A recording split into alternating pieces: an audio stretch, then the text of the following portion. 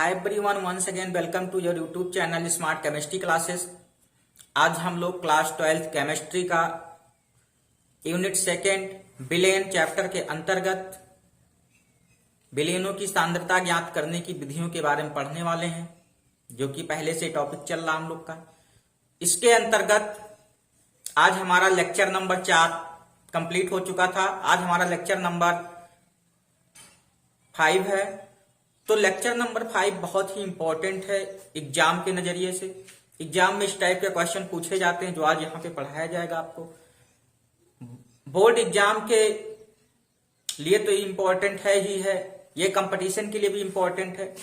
सो आप लोग इसको अच्छे से पढ़िए, कॉपी पेन लेके नोट करते रहिए टॉपिक वाइज, और इसको बहुत अच्छे तरीके से आप कंप्लीटली तैयार कीजिए, जिससे आपको कभी किसी प्रकार की कोई दिक्कत ना आए इस टॉपिक से रिलेटेड। सो हम आज का टॉपिक स्टार्ट करते हैं। आज का हमारा टॉपिक है मोल अंश अथवा मोल प्रभाज। इसे हम मोल फ्रैक्शन भी कहते हैं और इसे हम एक्स से भी डिनोट करते हैं। तो मोल अंश कहें या मोल प्रभाज कहें या मोल फ्रैक्शन कहें या एक्स लिखते हैं, तो बातें सब एक ही हैं, मीन्स मोल प्रभाज ही है। तो यहाँ पे देखिए लिखा हुआ डिफिनेशन के तौर पे, किसी विलयन में उपस्थित किसी घटक का मोल प्रभाज, मीन्स कोई विलयन है उसमें उपस्थित किसी घटक का जो मोल प्रभाज होता है उस घटक के मोलों की संख्या तथा कुल मोलों की संख्या के अनुपात के बराबर होता है। मीन्स उस घटक के मोलों की जो संख्या है और मोलों की कुल संख्या, मीन्स एक विलयन में 2 घटक होंगे, तो 2 घटक जो, क्योंकि यहाँ पे हम लोग द्विअंगी विलयन पढ़ रहे हैं, तो 2 घटक मीन्स एक घटक का जो मोल प्रभाज है, मीन्स विलयन में उपस्थित किसी घटक का मोल प्रभाज, तो उसमें से किसी एक का जो मोल प्रभाज है उस घटक के मोलों की संख्या तथा कुल मोलों की संख्या के अनुपात के क्या होगा, बराबर होगा। तो उसे क्या कहेंगे हम, मोल अंश, मोल प्रभाज या मोल फ्रैक्शन कहेंगे। तो एक घटक का जो मोल प्रभाज होता है, ये फार्मूला यहाँ पे मैंने राइट कर दिया है, आप लोग इसको नोट कर लीजिएगा।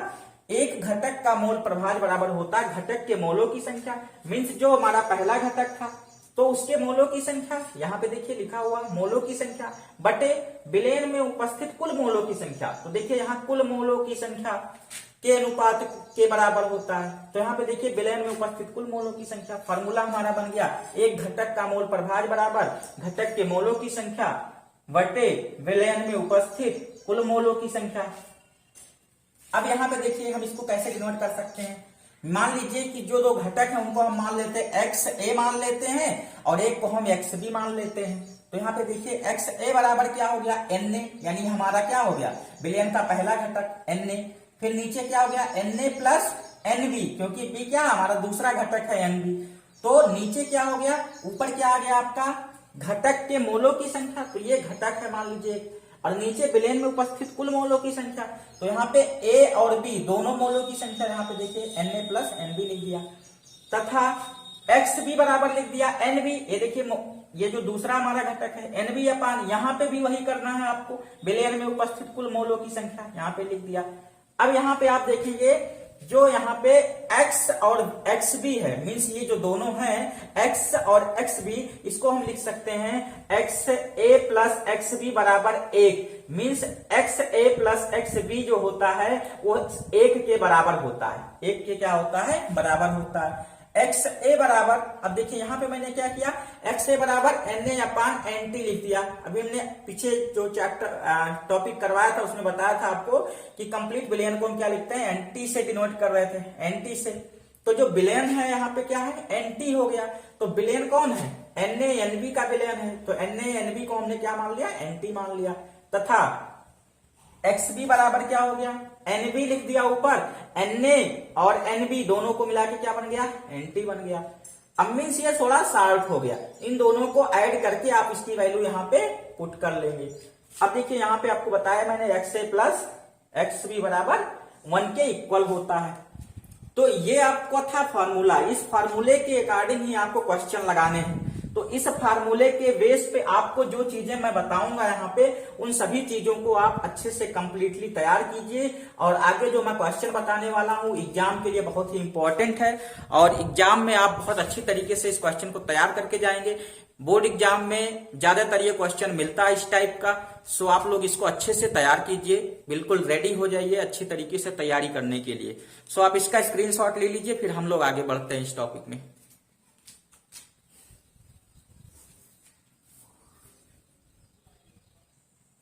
तो यहाँ पे आप एग्जाम्पल देख लीजिए। 40 ग्राम NaOH को, NaOH मीन सोडियम हाइड्रोक्साइड को 90 ग्राम जल में घोला गया, तो प्रत्येक घटक का मोल प्रभाज बताइए। तो इस क्वेश्चन को करने के लिए सबसे पहले हमें क्या करना पड़ेगा, यहाँ पे ए और बी दोनों विलेन को हम अच्छी तरीके से लिख लेंगे कौन कौन से हैं। तो मान लीजिए यहाँ पे हम विलेन का नाम लिख लेते हैं H2O, और इसको मान लेते हैं A, और यहाँ पे लिख लेते हैं NaOH, इसको हम मान लेते हैं दूसरा घटक। इसको ये घटक मान लिए, इसको बी घटक मान लिए। अब यहाँ पे देखिए H2O कितना दिया हुआ है, ये कितना ग्राम दिया है, 90 ग्राम दिया हुआ है। कितना दिया हुआ है, 90 ग्राम। कितना दिया है, तो इसका जो वेट है WA कितने ग्राम में, 90 ग्राम में दिया है। और इसका WA कितना है, देखिए इसका WA दिया है 40 ग्राम। कितना दिया है, इसका 90 ग्राम और इसका 40 ग्राम दिया है। अब देखिए यहां पे क्या करेंगे हम, इसके बाद हमें MA और MB निकालना है। तो MA और MB निकालने के लिए क्या करना पड़ेगा, अणुभार मीन्स निकालना इसका।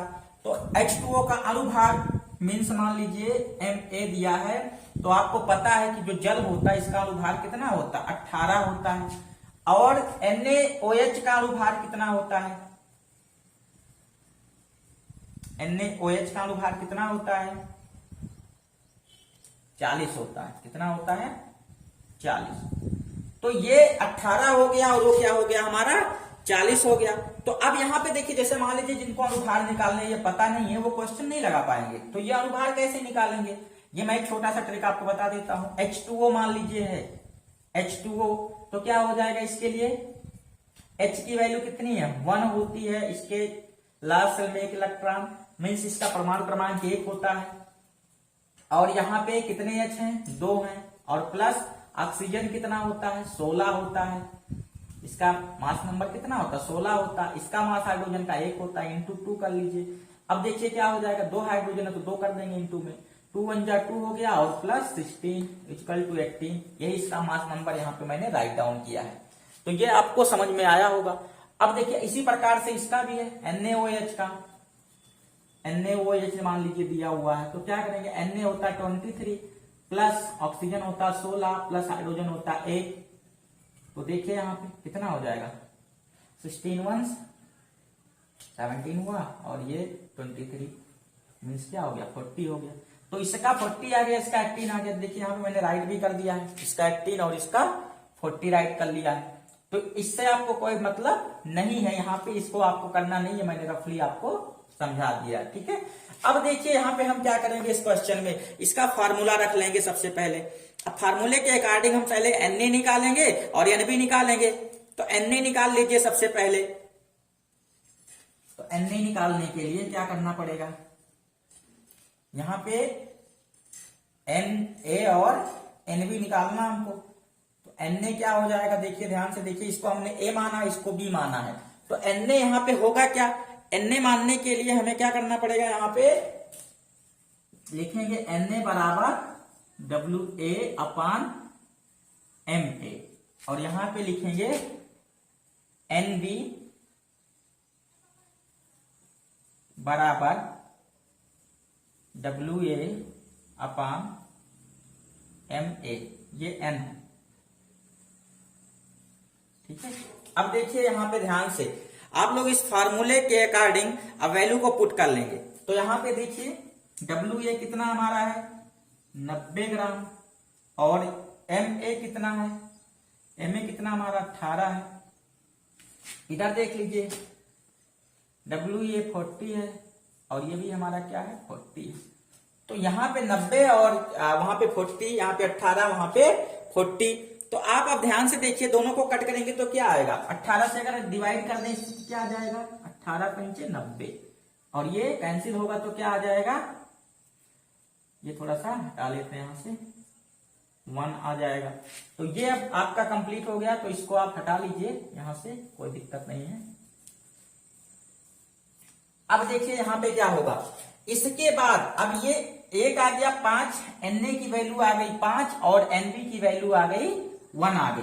अब यहां पे हम दोबारा से फार्मूला लगाएंगे, दोबारा से फार्मूला जो हमारा लगेगा तो ये आंसर आएगा इसका। देखिए कैसे लगाएंगे, जैसे हमने बताया था अभी आपको कि इन दोनों को हम NT मान लें, क्या मान लें, सॉरी, इन दोनों को हम NT मान लें। तो NT मानेंगे तो कितना आएगा, NT बराबर क्या होता है, Na प्लस Nb, तो इक्वल टू क्या हो जाएगा, Na कितना आया 5 आया और Nb कितना आ गया 1 आ गया, इक्वल टू कितना आ गया 6 आ गया। तो ये वैल्यू कितनी आ गई, 6 आ गई। तो यहां पे देखिए जैसे यहां पे हुआ NT बराबर NaNb, तो NaNb देखिए दोनों में था, क्वेश्चन में NaNb दोनों में था और दोनों के नीचे NT लिखा हुआ था, तो दोनों के नीचे NT लिखा हुआ तो फार्मूला तो एक ही बन गया हमारा। अब देखिए इसको हम क्या करेंगे, XA निकालेंगे और XB निकालेंगे।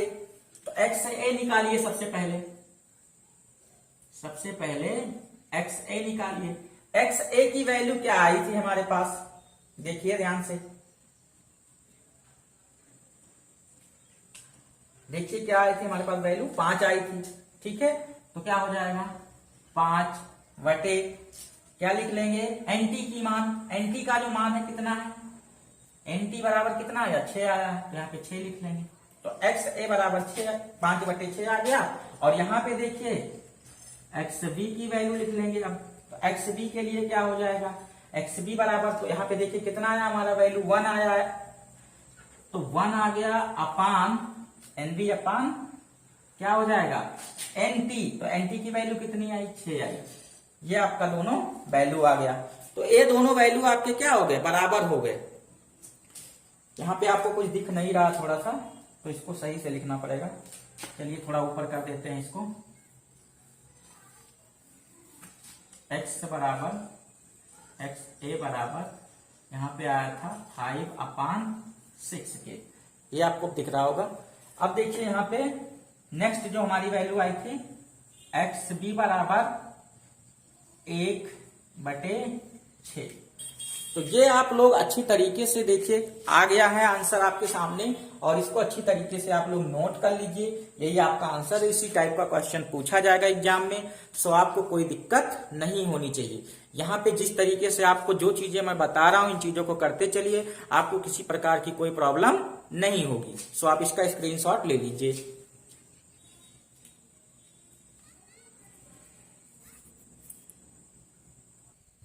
तो हमारा अगला एग्जाम्पल है, देखिए NaCl के जलीय विलयन में NaCl का मोल प्रभाव 0.08 है, तो H2O का मोल प्रभाव ज्ञात कीजिए। तो यहाँ पे भी सेम उसी प्रकार से हम स्टार्ट करेंगे। मान लीजिए NaCl को मैंने A मान लिया और H2O को मैंने मान लिया B। इसको मान लिया, NaCl को A मान लिया, H2O को क्या मान लिया, B मान लिया। तो यहां पे देखिए जो वैल्यू हम पुट करेंगे किस तरीके से करेंगे। तो मान लीजिए NaCl जो हमारा है वो क्या है, A है। तो यहां पे NaCl में जो वैल्यू हम मानेंगे, क्या मानेंगे, क्या मानेंगे, यहां पे XA मान लेंगे, इसको क्या मान लेंगे, XA मान लेंगे, और इसको क्या मान लेंगे, XB मान लेंगे। तो यहां पे आप वैल्यू पुट कर लीजिए। Na का जो वैल्यू दिया हो, क्या दिया हुआ है, तो Na का जो वैल्यू दिया हो कितना दिया है, 0.08 दिया हुआ है। और इसमें कह रहा है तो जल में जो मोल प्रभाव ज्ञात करना, हमें जल में ज्ञात करना, जल में हमें नहीं पता है, तो ये हमको पता नहीं है, ये हमें पता नहीं है। तो अब देखिए इसमें करेंगे क्या, क्वेश्चन को सॉल्व किस तरीके से करेंगे। क्वेश्चन बहुत इजी है, देखिए XA प्लस XB बराबर होता है 1, जो कि मैंने पहले ही फार्मूले में आपको राइट करा दिया था। XA बराबर XA प्लस XB बराबर होता है 1, तो अब यहाँ पे जो वैल्यू हम पुट कर लेंगे तो देखिए क्या हो जाएगा, एक्स ए बराबर, ये देखिए इधर लेके आएंगे, ठीक है। तो इधर लेके आएंगे तो क्या करेंगे, ये एक्स ए बराबर जो वैल्यू दी हुई थी ऑलरेडी, क्या दी हुई है, इतनी दी हुई है। तो हमें निकालना कितना है, एक्स बी निकालना, क्या निकालना है, एक्स बी। तो यहां पे लिख देंगे एक्स बी बराबर, तो एक्स बी निकालने के लिए हमें क्या करना पड़ेगा, 0.01 माइनस ये जो वैल्यू है वो रख लेंगे 0.08 को रख लेंगे। अब इतने से इतने को घटा देंगे, क्या आएगा वैल्यू, देखिए इसको घटा के, इसको आप घटाइए देखिए। तो इसको जब आप घटाएंगे तो जो वैल्यू आएगी निकल के एक्स बी की 0.92 आएगी, कितने आएगी, 0.92 आएगी। तो एक्स बी बराबर क्या हो जाएगा, 0.92 हो जाएगा, ये आपका आंसर हो जाएगा, ठीक है। तो ये जो आंसर आया हमारा, ये किसका निकल के आया, H2O का निकल के आया, किसका निकल के आया, H2O का। तो एक्स बी क्या हो गया, 0.92 हो गया। तो हमें यही निकालना था एक्स बी हमने याद कर लिया। और इसकी एक चीज और है कि इसकी कोई यूनिट नहीं होती है, इसमें हमें कोई यूनिट दर्शाने की जरूरत नहीं होती है, इसको डायरेक्ट आप आंसर लिख सकते हैं। तो यहाँ पे मोल प्रभाज निकालने के बाद कोई यूनिट लिखने की जरूरत नहीं है, यहाँ इसकी कोई यूनिट नहीं होती है। सो आप इसको स्क्रीनशॉट ले लीजिए, और इसमें कोई प्रकार की कोई दिक्कत है तो आप दोबारा से प्रैक्टिस कीजिए, क्वेश्चन को सॉल्व कीजिए, एक दो बार ट्राई कीजिए, आपको आ जाएगा ये। सो स्क्रीनशॉट ले लीजिए इसका। तो हमारा नेक्स्ट टॉपिक जो है वो है मोलरता, इसे हम मोलारिटी भी कहते हैं, इसे एम से डिनोट करते हैं। किसी विलयन के 1 लीटर आयतन में उपस्थित विलय के मोलों की संख्या को हम क्या कहते हैं, मोलरता कहते हैं। मीन्स कोई विलयन है, कोई भी विलयन हो, उसमें उस विलयन के 1 लीटर आयतन में उपस्थित जो विलय के मोलों की संख्या होती है उसी को हम क्या कहते हैं, मोलरता कहते हैं। तो m बराबर होता है विलय के मोल अपान विलयन का आयतन लीटर में। अब देखिए यहाँ पे मोल कैसे निकालेंगे, इसलिए मोल बराबर होता है भार बटे अणुभार, भार बटे अणुभार कर देंगे, मोलों की संख्या निकल जाएगी। तो मोलों की संख्या निकलने के बाद फार्मूला क्या बन जाएगा, m बराबर मोलरता बराबर विलय का भार बटे विलय का अणुभार, मीन्स इसका अणुभार भी निकल जाएगा, और इनटू विलयन का आयतन लीटर में। तो m बराबर क्या हो जाएगा, WB अपान MB इंटू VT, क्योंकि यहाँ विलयन का आयतन आ गया तो आयतन क्या होता, VT होता, V होता, तो ये VT लिख दिए। और विलय का अणुभार क्या होता है, MB होता है, जैसे कि यहाँ पे आप देख रहे हैं, और भार क्या होता है, WB होता है। तो आप इस फार्मूले के अकॉर्डिंग विलयन की मोलरता ज्ञात कर सकते हैं। अब इसके लिए हम लोग एग्जाम्पल देखेंगे, तो इसके लिए एग्जाम्पल देखने से पहले आप इसका स्क्रीनशॉट ले लीजिए, फिर हम लोग आगे देखते हैं इसका एग्जाम्पल।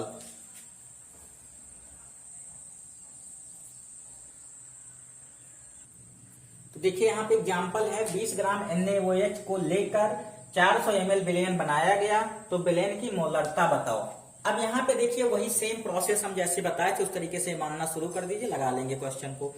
NaOH यहाँ पे देखिए मानते हैं, NaOH यहाँ पे क्या है, B, NaOH क्या है आपका, B है, और WB कितना दिया हुआ है,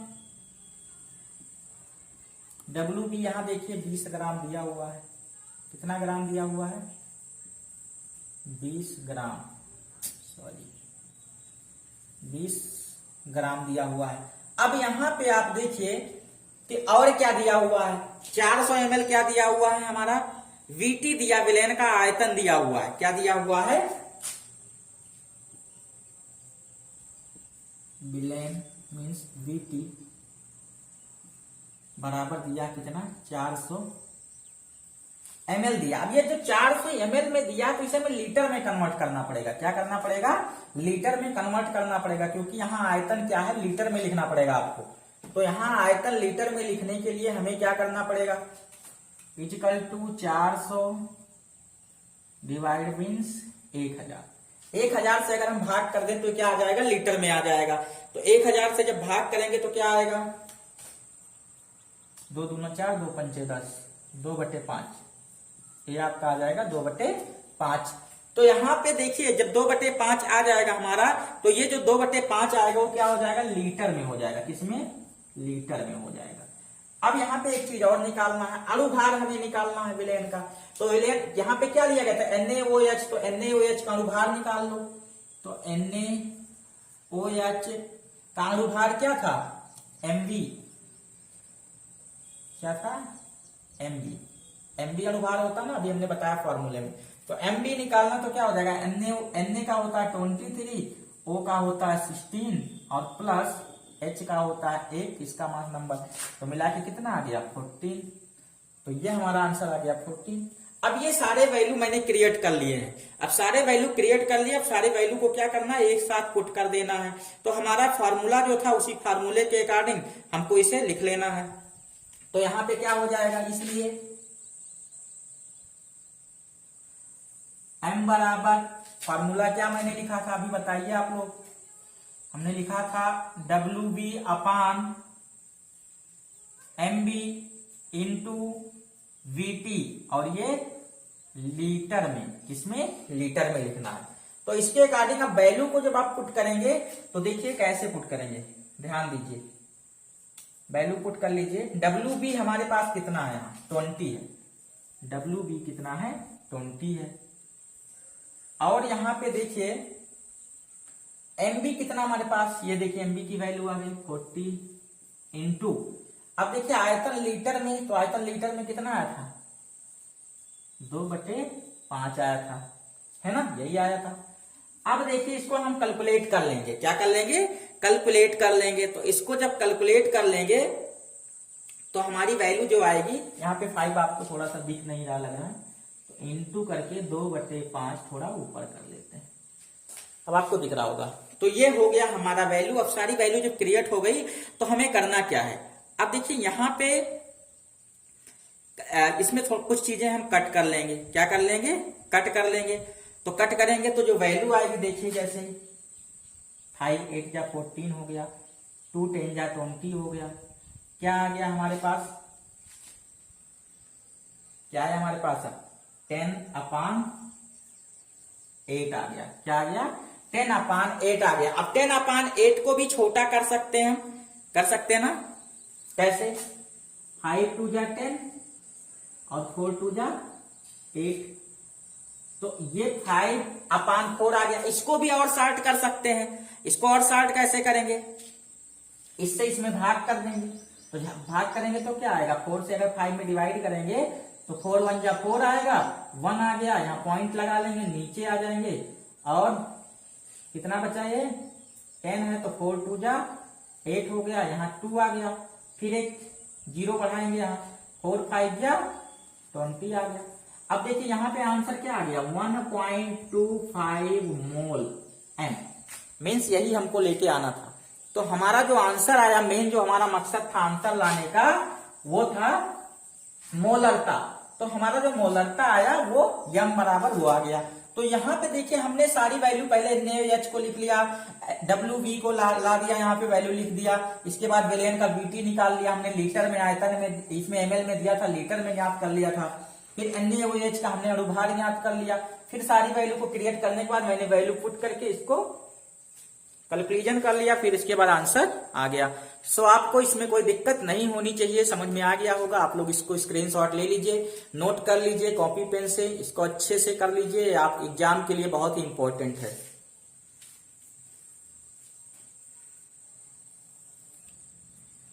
तो यहाँ पे अब देखेंगे हम मोललता क्या होता है। मोललता को मोलालिटी कहते हैं, इसे स्मॉल m से डिनोट करते हैं।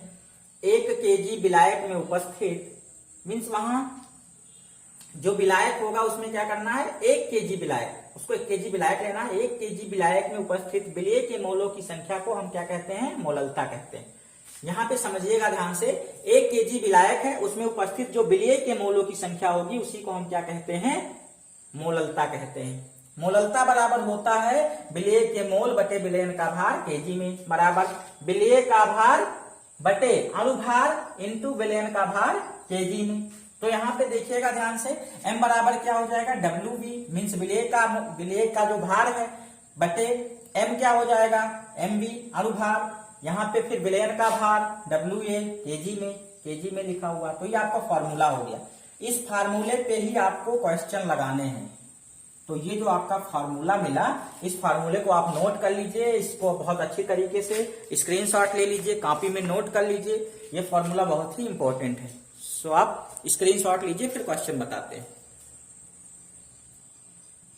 तो यहाँ पे देखिए एग्जाम्पल दिया है 10 ग्राम NaOH को 500 ग्राम H2O में विलय किया गया, तो विलयन की मोललता ज्ञात कीजिए। तो यहाँ पे भी वैल्यू पहले क्रिएट कर लीजिए सबकी। तो NaOH है यहाँ पे, NaOH ये क्या हो जाएगा आपका B हो गया। और क्या निकालना है यहाँ पे देखिए WB बराबर कितना दिया है, NaOH का 10 ग्राम दिया हुआ है, 10 ग्राम यानी भार जो दिया 10 ग्राम दिया है। और क्या दिया हुआ है यहाँ पे, निकालना हमें क्या है, H2O निकालना है। H2O को क्या करना है, इसमें निकालना है। और क्या दिया हुआ है, अणुभार। तो NaOH है, तो अभी अणुभार मैंने निकाला था, NaOH का निकालने की जरूरत है नहीं, यहाँ पे आप 40 मेंशन कर दीजिए, ठीक है। और क्या करना है, यहाँ 500 ग्राम में दिया है क्या, आयतन, ठीक है। तो यहाँ 500 ग्राम में सॉरी भार है, 500 ग्राम, ये केजी ग्राम में दिया तो ये भार होगा, ठीक है। तो ये भार ग्राम में है, तो इसे हमें किसमें करना पड़ेगा, किलोग्राम में करना है। किसमें करना है, किलोग्राम में। तो W ये देखो कितना दिया है, W ये दिया है 500 ग्राम। इसको डिवाइड कर लीजिए 1000 से, 1000 से डिवाइड करेंगे कितना आ जाएगा, 5 1 जा 5, 5 2 जा 10, 1/2 आ जाएगा। और ये 1/2 किसमें आ गया, केजी में आ गया। किसमें आ गया, केजी में आ गया। तो ये सारी वैल्यू हमने क्या कर लिया, क्रिएट कर लिया, ठीक है। अब वैल्यू क्रिएट करने के बाद हमें फार्मूला लगाना है। मोललता का फार्मूला क्या हो जाएगा, अभी हमने बताया है आपको मोललता का फार्मूला। मोललता का फार्मूला होता है WV अपान MB इंटू, अब देखिए ये क्या है WA, तो ये क्या हो गया WA इसमें केजी में।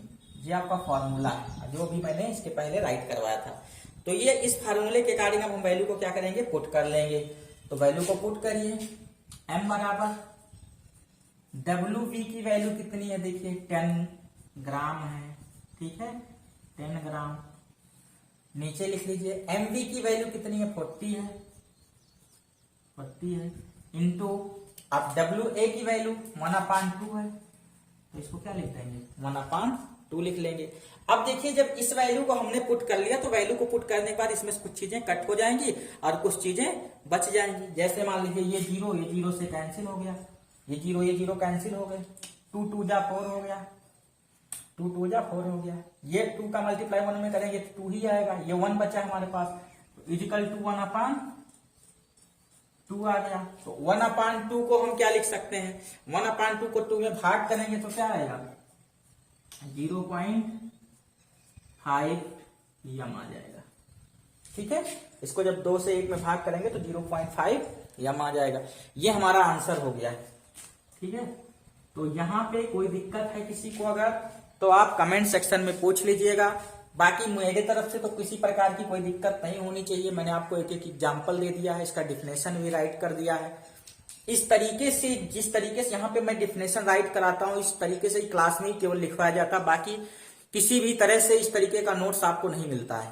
तो आप इसको अच्छी तरीके से नोट कीजिए और इन सारी चीजों को बहुत अच्छे तरीके से करिए, अच्छे तरीके से पढ़िए, अच्छा सा नोट्स बनाइए, जिससे आपको आने वाले एग्जाम्स में कोई प्रॉब्लम ना हो।